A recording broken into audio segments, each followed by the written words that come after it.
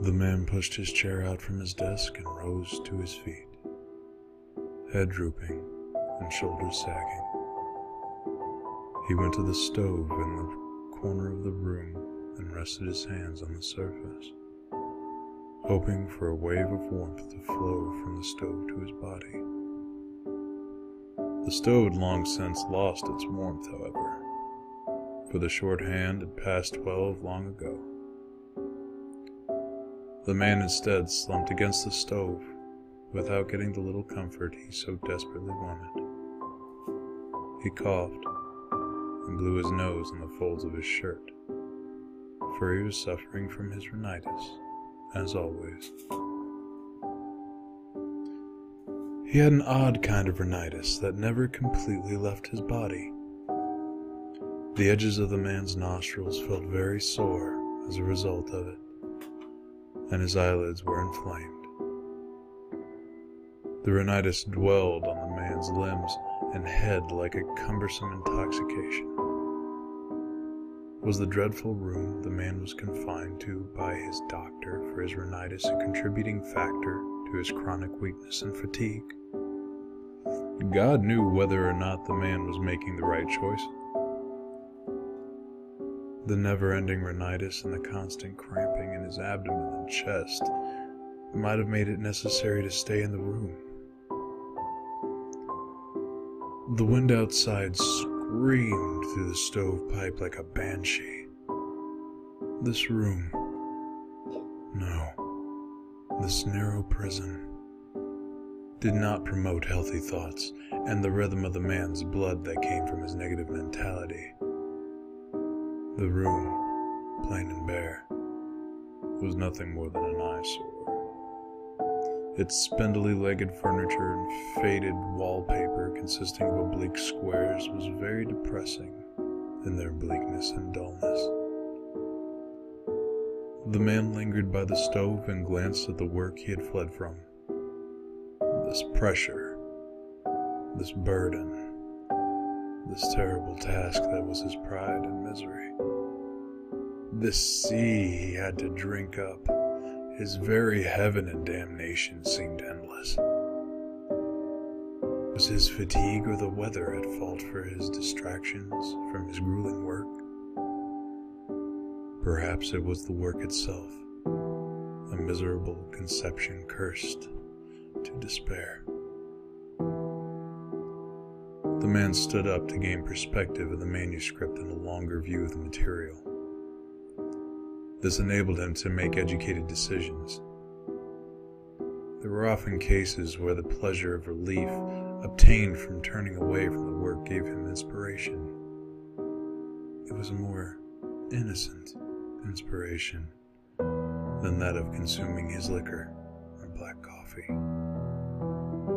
The cup of coffee sat on the table, beckoning him. Perhaps it can help him over the obstacles of his work. No, he must not have any more. His doctor had advised him against it. Silence dominated the household. The only audible sounds were the howling wind and the rain pouring down on the windows and rooftop. Everyone in the house was sleeping. The landlord and his family, his wife and the children. In solitude, the man stood staring, wide awake at the cold stove. He blinked in anguish at the work that his pathological instability did not allow him to believe. The man's pale white neck stretched far from the neckband of his shirt. His brown hair was brushed backwards from his brow, which exposed the veined bays above his temple. There was a whitish point at the base of his nose that ended abruptly, and the well-marked eyebrows joined together. They were darker brown than his hair, and they gave him smarting eyes that bore a tragic appearance. Compelled to take a deep breath through the mouth, the man opened his lips and his cheeks grew slack. No, his his work was a failure, and it was all in vain. The army needed to be shown, but it wasn't. The army was at the base of all of the events. It could not be brought to others' understanding. Was the major art conceived forced upon the imagination? Were the events that took place nothing more than a person's imagination? This hero was not a hero at all. He was cold and common. The setting was all wrong, and the diction was wrong, and it was a completely and utterly dry lecture in history. Excellent. It was over. It was a defeat, an undertaking that failed. It was absolute bankruptcy. He wanted to write Mason about it. Mason believed in his abilities and clung to the man's genius with an almost childlike confidence. Mason had been ill, likely more than he was now. He was a starving man and a refugee who was oppressed, who can be likened to that of a beggar in human sympathy. He was young, though, and each time he entered a state of grief, inner triumph and faith overcame it. However, such occurrences rarely happened anymore. The man blew his nose into his shirt as hard as he could once more, hoping that he could blow away all of his miseries into the cloth. He groaned and rubbed his eyes while walking through the room as if he were possessed. What the man had just thought was so horrible that he could not bear remaining in the spot where the thought came to him. He lowered himself into a chair, resting against the wall, and let his folded hands slump between his knees and gazed down at the floor with a blank expression. The man's conscience, how loudly it was crying. He had sinned against himself and against his body for all these years. The days in a room saturated with tobacco smoke. The nights spent wide awake and slaving on his work. The gratuitous intellectuality and heedlessness of his body. The amphetamines he had goaded himself to work. All were avenging themselves.